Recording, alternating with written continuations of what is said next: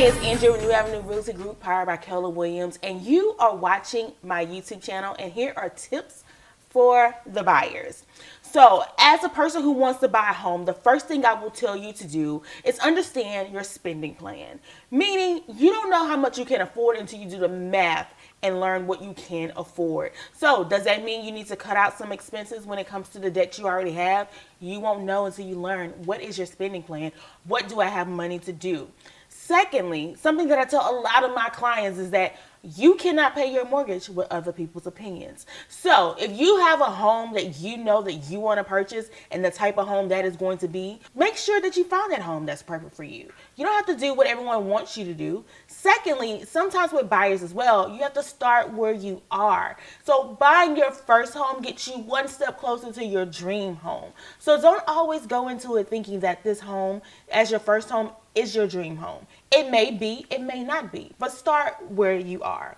Secondly, look and see what programs that are out there that help you buy your home. I know a lot of people like to use a down payment assistance program, but do know there's no such thing as free money. So using a down payment assistance program is great as a tool. However, do know that those programs do come with a higher interest rate than if you would use your own money.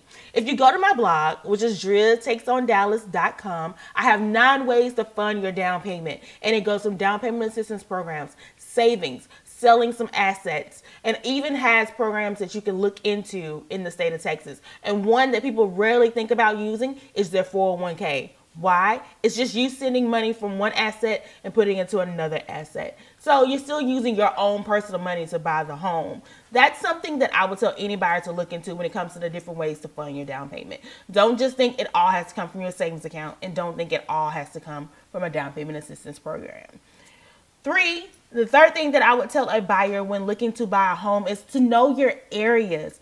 Look for a potential 3 areas to search for and figure out if you can really live in them. A lot of times we want to live in an area where we're renting without knowing what the cost of homes are in that area. So I'll share my personal story. I would have loved to live in the Louisville Colony area. I lived in an apartment in Castle Hills. However, to buy a home in Castle Hills, I would have been spending $400 plus. Who didn't have $400,000? It was this girl. So I took my talents 20 minutes up the road and I found a home for half the price at a great square footage. Makes perfect sense in my resale.